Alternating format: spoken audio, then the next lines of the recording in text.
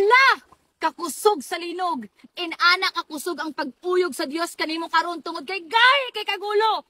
Mahawdra kay ka, magbiay-biay, magigayaga sa pulong sa Dios, ginatistingan pa nimo siya, tan-awa karon. Ginapakita sa Dios kanimo nga angay siyang kahadlukan pinaagi sa katalagman. Maningkamot og buhaton tanan sa Dios para ipakita sa imuha nga angayan siyang simbahon. Tinuod siya nga Dios, dili siya joke igsuon. Mauna ni ang panahon para mobalik ka kaniya. Unsa pa man ang sign ang imong gustong gipangita?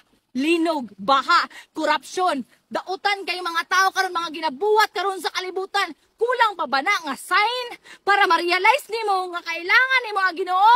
Kabalo baka wala na gituyo sa Ginoo ang linog para pasakitan ang mga tao, para hadlokon, para hulgaon, para mapahamak ang mga tao dili. Gituyo na sa Dios para maka-realize ta nga kailangan nato siya. Gituyo na sa Dios para badlongon ang mga tao nga muundang na o mubiya sa pagpakasala kay haduol na gayon siyang mabalik. Dili buot sa Dios nga mapahamak ang mga tao. Muna gusto ang Ginoo nga ang mga tao mobalik kaniya, makigrelasyon kaniya kay dili buot sa Dios nga adunay may imperno. Kabalo ba ka? Gibuhat sa Ginoo ang imperno para ni Satanas. Pero dili mo sugot si Satanas nga siya ray may imperno. Maningkamot siya nga daloon ka o siyang buhaton. Maningkamot ang iyawa nga dili ka makigrelasyon sa Ginoo. Maningkamot ang iyawa nga malulong ka sa bisyo. Malulong ka sa dautan nimong batasan. Malulong ka anang kinabuhi nimo nga puno sa pagkadautan mo ni buhaton ni Satanas sa imo nga dili ka mo simba niya, dili ka mo tuo niya. Mao na ang Ginoo naningkamot siya nga ikaw makaila kaniya, nga ikaw makasinati ka siyang gugma, siyang grasya, siyang kaluoy ug sa iyang pagkamaayo. Ditoa sa cross gipaglaban ka sa Ginoo. Mao na nga, tungod kay gahi kay tag-ulo, kapila na ta nakadungog na naiwali. Bisag sa Facebook, makadungog kag pulong sa Ginoo. Pero gahi ra gyapon kagulo.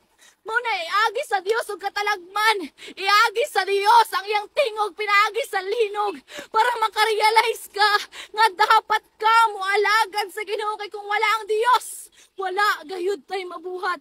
Kabalo ba ka nga ikaw ang rason nga nung wala panibalik ang Ginoo? Kabalo ka ningon siya sa 2 Peter 3 verse 9. Ang Ginoo dili maglangan pagtuman sa iyang gisaad, sumala sa ginauna sa uban.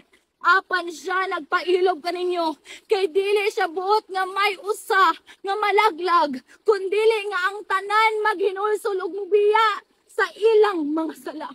Ang pangandoy sa Dios maluwas ang tanan. Mao nang gibuhat tanan sa Dios. Bisag karon nang tanaw kani nga Facebook, mao ni ang sign nga ginakumusta ka ni Lord, ginauyog kaniya, ginadasig kaniya nga makigrelasyon kaniya ngano kung wala kay relasyon sa Ginoo. Kung mamatay ka nga walay Ginoo, prangkahan ti ka pagstorya, maimberno ka. Mao na kung sa dihang duna kay Jesus, sa dihang bubuhi ka sa sala, tagaan kag bagong kinabuhi sa Ginoo. Kaya ka niya ayo sa bisag unsa pa na nabuhat nimong dautan, pasayloon ka sa Dios. Sultian ka sa dihang testingan nimo ang moalagad sa Ginoo, mabag-oy mong kinabuhi.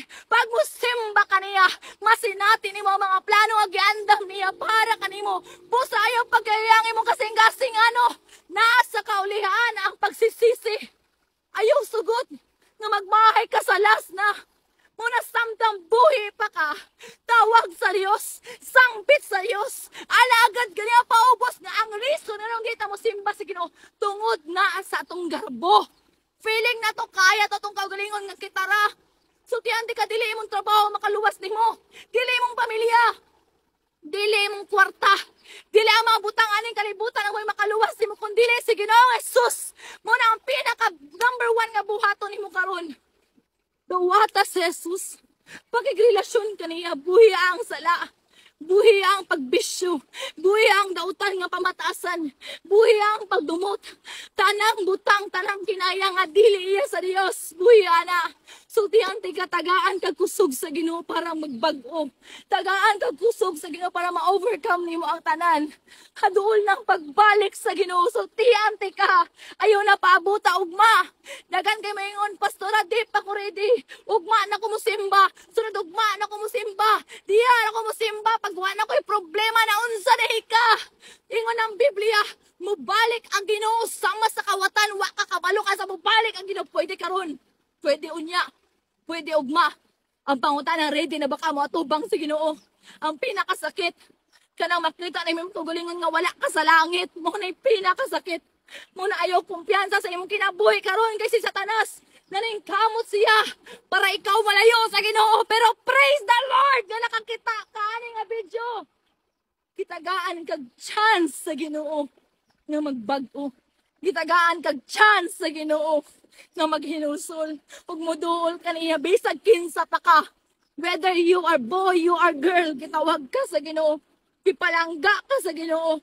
Gigugma kaniya ug maayo bisag kinsa pa ka. Wala na nagbase diha sa imong kagahapon no sinabuhat nimong sala.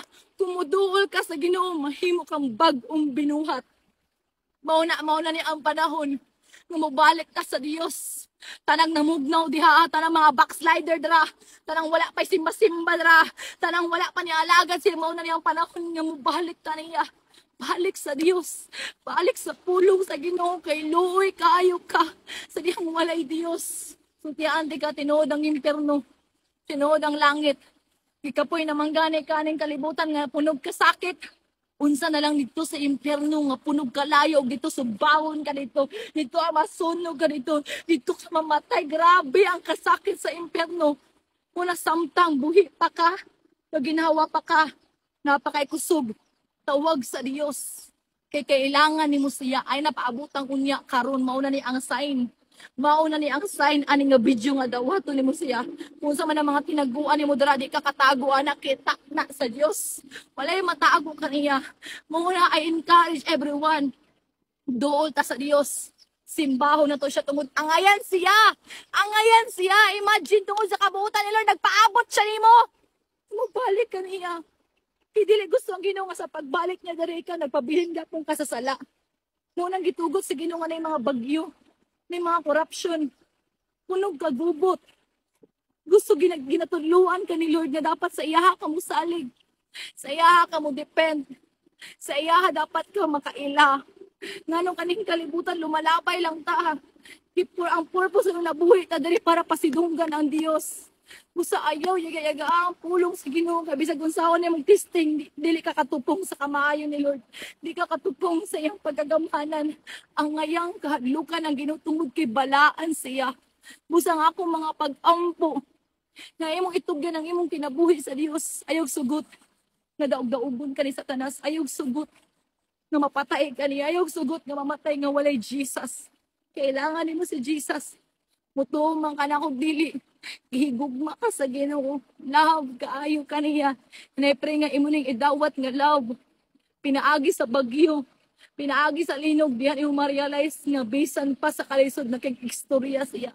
Ginaistoryahan ka ni Lord. Balik na. Balik na sa Ginoo. Balik na kaya tuol na ang iyang pagbalik.